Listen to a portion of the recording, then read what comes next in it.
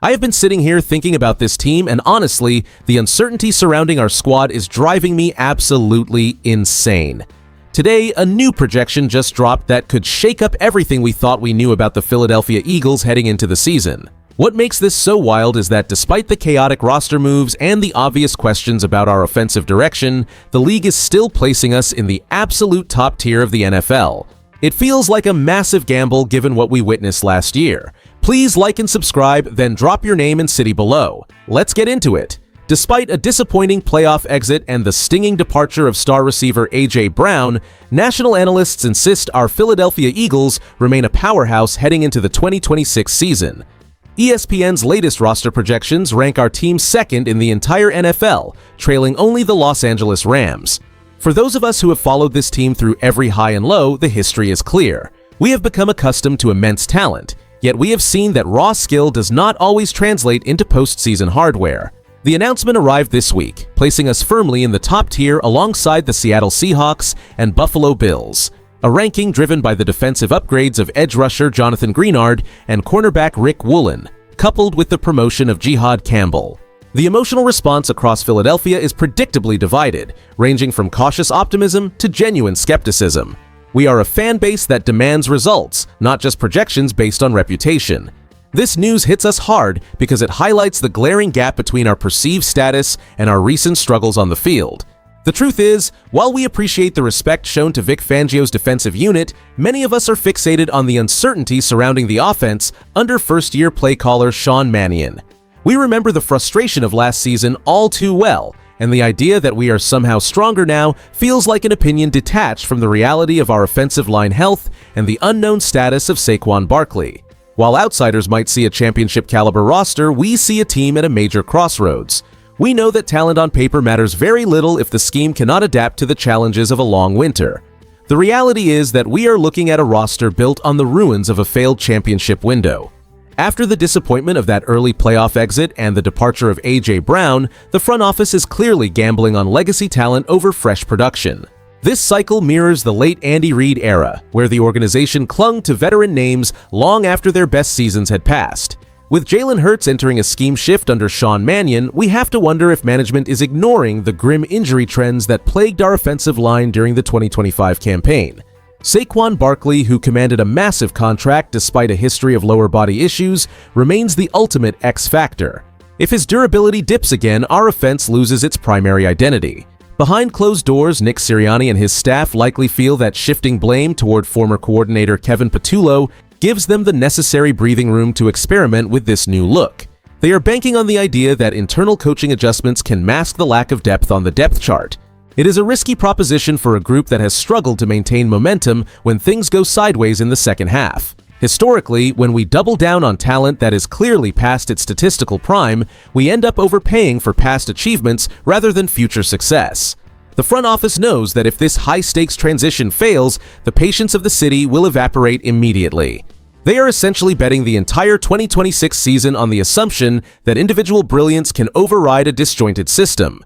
While ESPN might love the names on paper, the true test remains whether these veterans can stay on the field long enough to prove those rankings were more than just empty reputation. The reality is that these lofty national rankings are essentially putting a giant target on our backs before a single snap is taken in 2026. This matters right now because we are transitioning from a team defined by its high-flying offensive identity to one that must rediscover its grit under Nick Sirianni.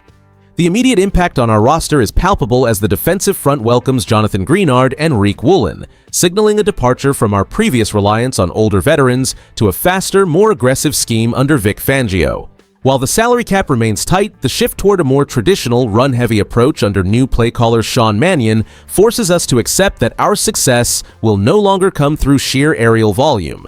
This shift means that our upcoming slate of games, particularly against the revamped Giants led by John Harbaugh, will test our physical toughness rather than our ability to engage in high-scoring shootouts.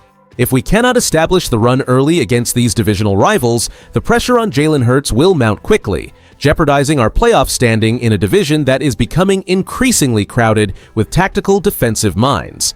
We have to be realistic about the fact that our offensive line depth is a legitimate concern, and any health setbacks will expose those cracks immediately. The bottom line is that while experts love our roster talent, this team must now prove it can win the ugly games that define championship runs. We are essentially betting that our defensive improvements will buy enough time for a transition offense to find its rhythm, but as fans, we know the margin for error in this league is razor thin. If we want to return to the top, we must stop living off reputation and start executing with the discipline that separated us from the pack years ago. The strongest argument for this sky-high projection is that the defensive front, now under Vic Fangio for his third season, has reached a rare level of maturity and sheer individual talent. By adding Jonathan Greenard and Rick Woolen to an already aggressive core, the defense possesses the potential to carry this team whenever the offense struggles to find its rhythm. On the flip side, the major risk lies in the massive uncertainty surrounding Sean Mannion as a first-time play caller. Transitioning to a more traditional scheme under center while relying on an aging offensive line and an injury-prone backfield feels like a recipe for inconsistency that could derail our Super Bowl aspirations. Around the league, analysts remain sharply divided. Some see this as a championship-caliber roster built for immediate glory, while others argue that the high ranking is based more on our reputation than the actual messy results we witnessed on the field last season.